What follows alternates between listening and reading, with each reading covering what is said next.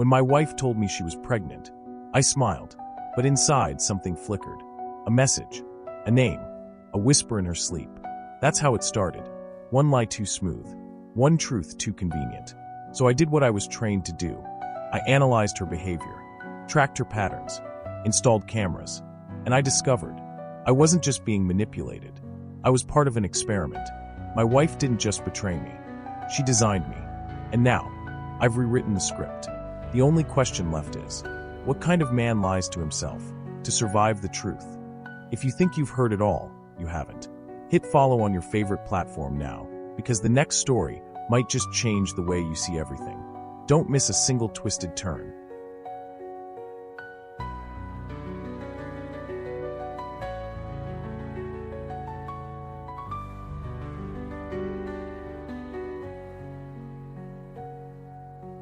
The glow. You ever feel like someone's smiling at you, but the smile isn't for you? That's what it felt like the night Camila told me she was pregnant. We were in the kitchen late.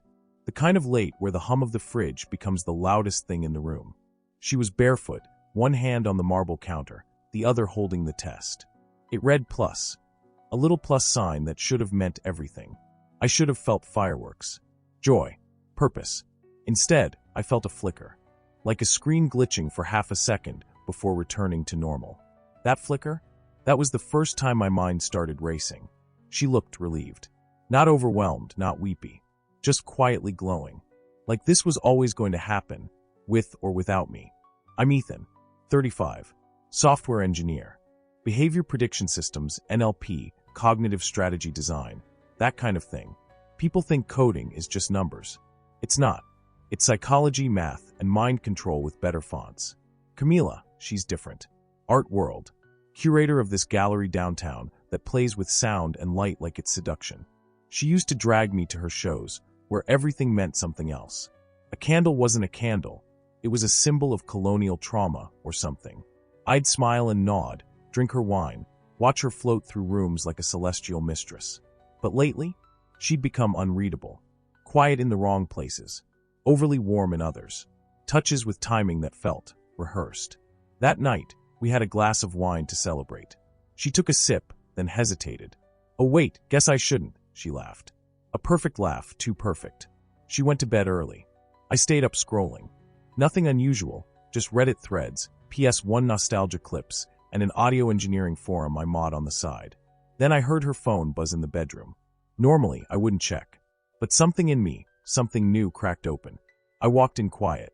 She was asleep, curled away from the light. Her phone was face down but still lit. One message on the lock screen. "We can't talk like this anymore. Delete this." No name. No app icon. Just that. My chest felt cold. Like I'd stepped into a server room at work. That clean, air-conditioned deadness. Except this wasn't cooling me down. This was starting a fire. I didn't open it. I didn't need to. That one message rewired my brain. That night, I lay in bed next to her, eyes open in the dark. Her back was to me. I stared at the ceiling, counting lies that hadn't been spoken yet. My thoughts split into layers, mind racing, like an algorithm that had found a loop it couldn't exit. I replayed her words. The pregnancy announcement. Her soft glow. The way her hand trembled, not with fear or joy, with caution. And I knew something that I shouldn't have had to know. Whatever this was, it had already started without me. Mind racing.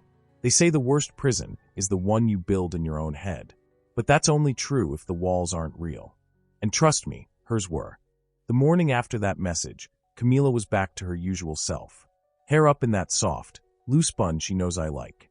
Her robe half-tied, brushing past me with a kiss that landed just near my cheek, not on it. Close but misaligned. Like everything else now. "I have a gallery review with Marta later," she said, sipping tea. "Might run late." Marta? That name hadn't come up in months. And Camila hated Marta, called her a clout vampire, once after a Miami show. So why lie? I stared at her like she was a beautiful painting I'd looked at for years, and suddenly noticed a flaw. One brushstroke out of place. One line that no longer made sense. I skipped work that day. Not officially. I logged in, moved some files around, checked the team Slack. But my real job that morning was building a tracking dashboard. Not for a product, but for my wife. I pulled up her location, sharing on Google. Still active. Amateurs forget that part. At 12:17 p.m., her pin dropped near a building downtown, nowhere near the gallery. I zoomed in. A boutique hotel. The kind with curated scent machines and no sign out front. Just a metal plaque and a valet wearing silence like armor. A chill hit the back of my neck. My fingers hovered over the keyboard. And then I acted. I installed a remote file sync tool on her Mac. Nothing crazy. Just a shadow copy upload to a private server I used for freelance NLP consulting. If she typed anything, text, passwords, email drafts, I'd see it. Was that wrong? Maybe. But what she was doing, that felt worse. At 5:52 p.m., her phone reconnected to the home Wi-Fi. She walked in like she hadn't disappeared. Review went well, she said. Marta wants to do a dual show. I nodded. My stomach churned. She smelled like bergamot and faint sweat. Her hair was messy in the way influencers make it look intentional. You okay? She asked, tilting her head. I smiled. Just tired. Liar. Liar. We were both lying now, synchronizing our deception like lovers dancing out of rhythm. That night, I combed through her sync data. Most files were routine. Invoices, art submissions, Pinterest boards. Then one document. Untitled. Draft format. It read, "He's not ready for this. He's too careful. Always watching. Always calculating. I think I've gone too far. But I can't stop now." The cursor blinked on the screen. No signature. No recipient. But it was her writing. I'd know her phrasing anywhere. Her use of double spaces after periods. The way she misspells calculating as calculating every time. I stared at it like it was a bomb. Not ticking. Just waiting. Sleep became a fantasy. I lay awake, listening to her breathe. Wondering how someone could sleep so soundly while hiding so much. I remembered the first time I touched her. How she looked at me like I was the safest thing she'd ever known. And now I was a puzzle she was pretending to solve, while already holding the missing piece in her other hand. By 3:11 a.m., I'd made up my mind. Tomorrow, I'd buy a hidden camera. Something discreet. Something I could mount in the hallway. In the bedroom. Maybe even her studio, if I could get in. Not because I didn't trust her anymore, but because I needed to know what kind of game we were playing, and how many moves behind I really was. Shadows of justice. I used to think surveillance was about watching others. Now I understand. It's about watching yourself lose the line between right and wrong, and realizing you don't care anymore. The camera arrived at 9:46 a.m., rush shipping. Small. Motion activated. 4K, Bluetooth transfer. I mounted it behind the vent panel in our hallway. A spot no one ever looks. The next one went in her studio, slipped into a corner of a light fixture during one of her coffee runs. My hands didn't shake. Not once. My mind wasn't racing anymore. It was engineered. Precise. Cold. I was past fear. Past morality. I was a man buried in shadowed truths, digging for something solid. Something just, even if justice wore black gloves. That evening, Camila kissed me like we were still in love. The kind of kiss that says you're still mine, even if you never really were. She straddled my lap, whispering promises. Her breath warm. Her body magnetic. She moved with intention. But something in her hips said distraction. Performance. Afterward, she rolled off, her back turned, pulling the covers over her shoulders like a wall. I watched her in silence, every detail a line of code I was rewriting in my head. At 2:03 a.m., I downloaded the first clip. Just 12 minutes long. She was on the phone, whispering. No, I'm managing him. He doesn't know anything. He's still in his head, building things that aren't there. There was a pause. Yes, of course I deleted the message. Silence. Then she laughed. Laughed. It wasn't just betrayal. It was control. She wasn't afraid of getting caught. She was managing me. Like a project. Like a problem to solve. I pulled up her laptop shadow files, the ones syncing in secret. New content. A folder titled Audio Manipulation Test V.3. Inside, clips of my voice. Edited. Chopped. Stitched together. Her playing with tonal range, volume, intonation. I hurt you. I admit it. I wasn't ready. You're right to question me. It wasn't just revenge. This was preparation. She was building a synthetic confession of me. For who? A lawyer? A lover? The world? My heart didn't pound. It froze. I sat back in my office chair, lights off, watching the server screen glow against my face. Behind me, our apartment was quiet. Camila was asleep. My hands rested on the keyboard. She thought I was careful. She had no idea how far I could go. By morning, I had a new project. Phase 1, isolate her behavioral patterns. Phase 2, predict her deception techniques. Phase 3, reverse engineer her audio manipulation. This wasn't marriage anymore. This was psychological warfare. And I had home field advantage. I labeled the file Shadows of Justice, Case Notes, because justice in this house would not come in daylight. The server room. The problem with betrayal is that it doesn't just make you question them. It makes you question you. Was I protecting myself or engineering a collapse? It was nearly 3 a.m. when I returned to the office. Not because I was behind on code, but because I needed access to something our team wasn't supposed to touch. The Black Node, an experimental behavioral AI project hidden deep in our architecture. An unsanctioned lab built for psychological exploration, using real-time voice and behavior mapping. I'd helped build it 3 years ago before we shelved it for ethical standards concerns. Funny thing about ethics. They're great until they stand in the way of truth. I bypassed the admin firewall and slid my keycard into the biometric reader. The server room door creaked open. Cool air wrapped around me like guilt. Inside, rows of server towers blinked like sleeping gods. My fingers flew across the console. Root access. Backdoor protocol. Alpha layer clearance. I wasn't looking for system logs. I was looking for audio patterns. Voice prints.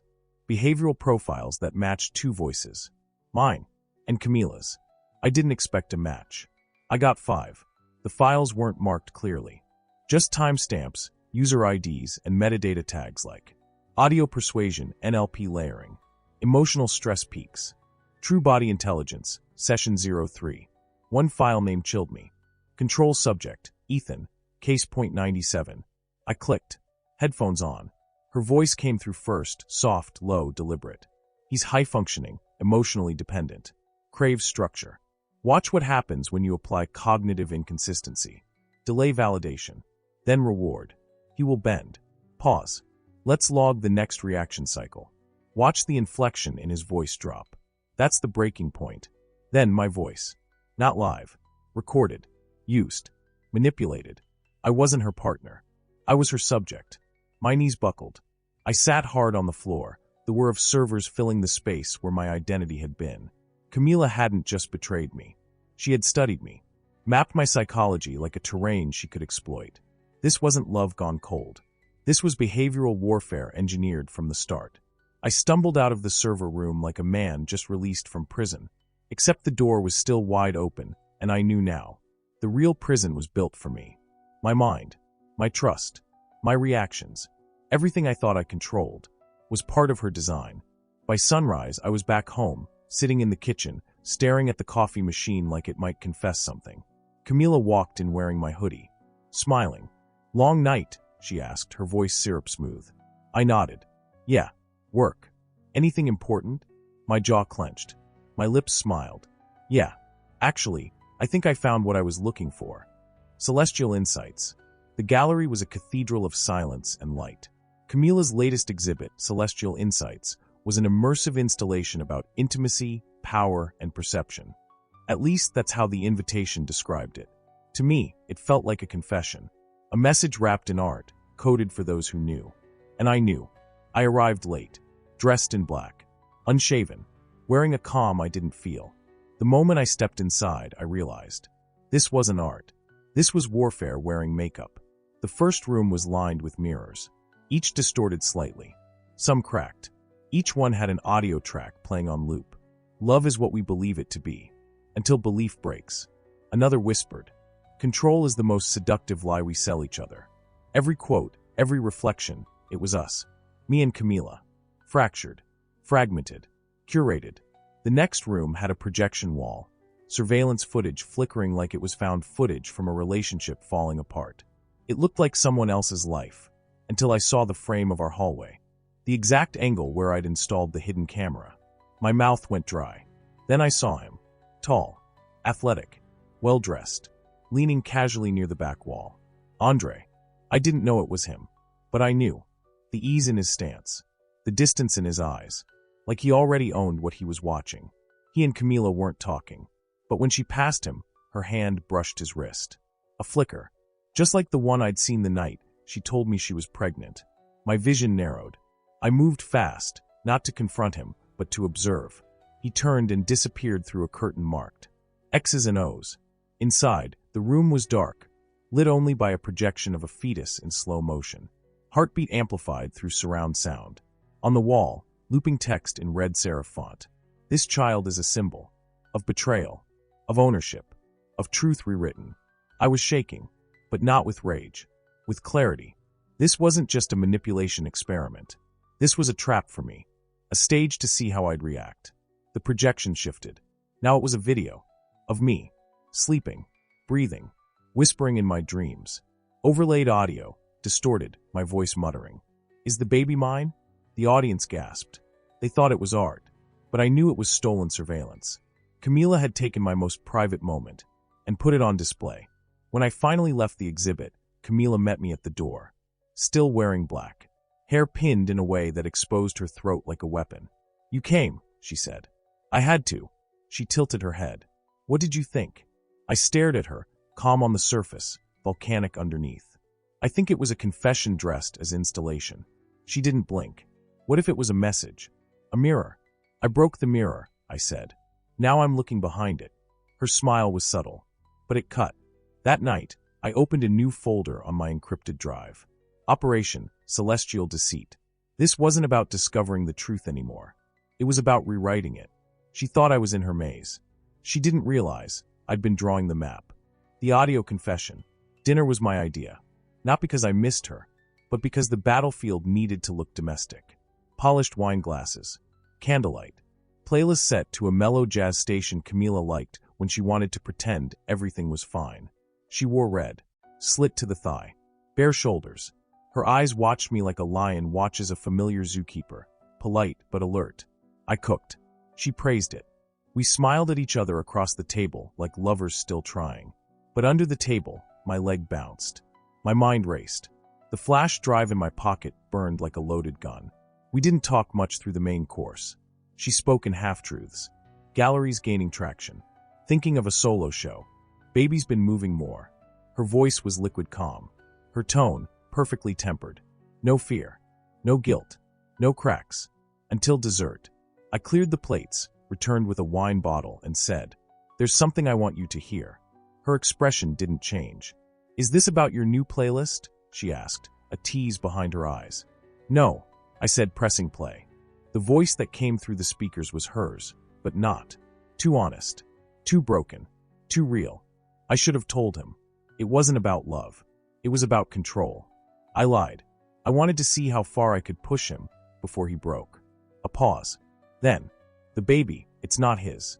She didn't flinch. Didn't even blink. She simply leaned back in her chair, crossed her legs, and sipped her wine. When the audio ended, the room was silent, except for the distant hum of the refrigerator, and my own pulse, drumming behind my ears like war drums. "Well," I said. She set the glass down with impossible care. "That wasn't my voice," she said. My fists clenched under the table. "It's your tone, your cadence, your phrasing." Camila looked me dead in the eyes. "But it's what you needed to hear, isn't it?" The silence after that felt like years. Then she rose. Slowly. Deliberately. She walked to the window, fingers trailing along the back of my chair like a goodbye she'd already made. Her voice soft. "I'm not the one unraveling, Ethan. You are." She turned. "And you're doing it so beautifully." Later that night, I watched the clip again, her reaction, my face, the flicker in her eye. She hadn't denied anything. Not really. She just absorbed it. Like she knew it was coming.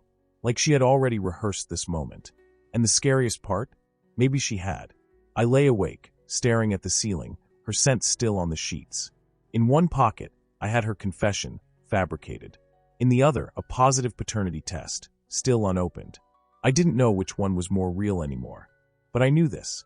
Truth isn't something you find. It's something you design. And I wasn't just her subject anymore. I was becoming the architect. The truth in red. The envelope was unmarked. No logo. No frills.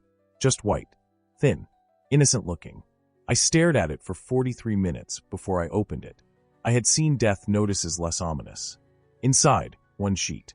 Paternity confirmation, 99.7% match. The baby was mine, or so it said, but I'd seen the metadata. The technician's name, Andre K. Laurent, the man from the gallery, the ghost in the mirror. The page began to feel heavier in my hand, like it was soaked in blood I couldn't see yet. That night, I didn't plan the confrontation. I didn't rehearse it. I didn't even speak until we were both standing in the living room, lights dim, our wedding photo tilted slightly on the mantel behind her like some kind of cosmic joke. Camila was brushing her hair. I watched her like someone watching a stranger's ritual. The rhythm, the calm, the elegance of someone who's never had to fear truth catching up. Then I said it. Who is Andre? She paused just long enough. Someone I used to know. Used to. I repeated, voice sharpening. She turned, brush in hand. You're not asking about Andre. You're asking if the baby is yours. I stepped forward, pulled the paper from my back pocket, held it up like a weapon. It says she is. Camila looked at it, smiled faintly. Then what's the problem? The technician's name is Andre. The same man from the gallery. A pause. So you think I orchestrated the lab results, she said softly. Had them manipulated by a lover to keep you compliant? You tell me. She walked past me barefoot. The brush dropped onto the floor with a dull thud. Then came her whisper. You want the truth? Or you want a reason to collapse?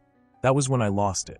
I grabbed the wine glass from the table, the one she used in chapter 6, and hurled it at the wall. It exploded into a million sharp truths.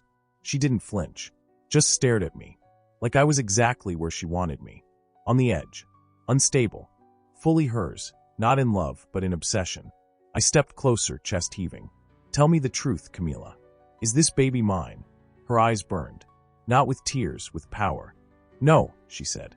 Not the way you think. What does that mean? It means she's yours in the same way you've been mine since day one. She pressed her palm against my chest. You just didn't know who was writing the script. For a split second, I saw it all. The manipulation, the patterns, the gaslighting, the mirror art, the AI audio, the psychological profiling. She had built me, just like I'd built my code. And I had run exactly as expected. I grabbed the photo from the mantel and slammed it face down. This ends tonight, I said. She nodded. I know. She walked past me again, up the stairs. Calm, elegant, untouched by the explosion she'd just orchestrated. At the top, she turned. One day, she said, you'll thank me for teaching you who you really are. And then she disappeared into the shadows. I sat on the floor, alone, the glass around me catching bits of moonlight like silent cameras. And I understood. The truth wasn't in the paper. It wasn't in her words. It wasn't even in the baby. It was in what she'd made me become. And there was no going back. X's and O's. Months have passed. The house is quiet now. No surveillance. No more audio files, hidden folders, or whispering behind closed doors. Just me. And the baby. Her name is Ava. She has Camila's eyes. My silence. And every time I look at her, I wonder if what I see is real.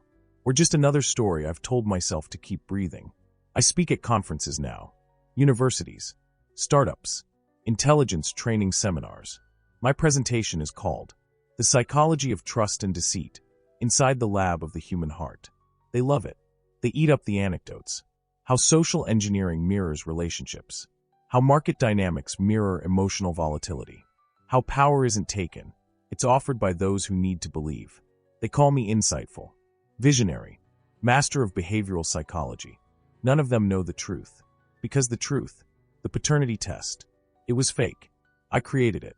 I spliced metadata from archived files, changed the name in the system, signed it with a ghost. I needed it to be real. Not because I believed the child was mine, but because I couldn't live with the possibility that she wasn't. Truth wasn't something I found. It was something I manufactured. Just like Camila did. Only now, I do it better. I keep a box under the bed. Inside it, the original envelope. Unopened. Still sealed.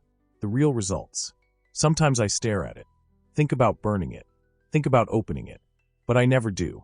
Because real power isn't in knowing. It's in choosing not to know, and controlling the story anyway. Ava sleeps peacefully now. The mobile above her crib spins slowly. Planets orbiting a tiny, sleeping sun. She coos in her sleep. And I whisper, you'll never be someone's experiment. Camila? Gone. No trace. I heard whispers, Dubai. Prague. Maybe Sao Paulo. Her Instagram stopped posting. Her last story was a quote. Every great work of art begins with destruction. And maybe that's what she was all along. A performance piece. A virus made of silk and glances.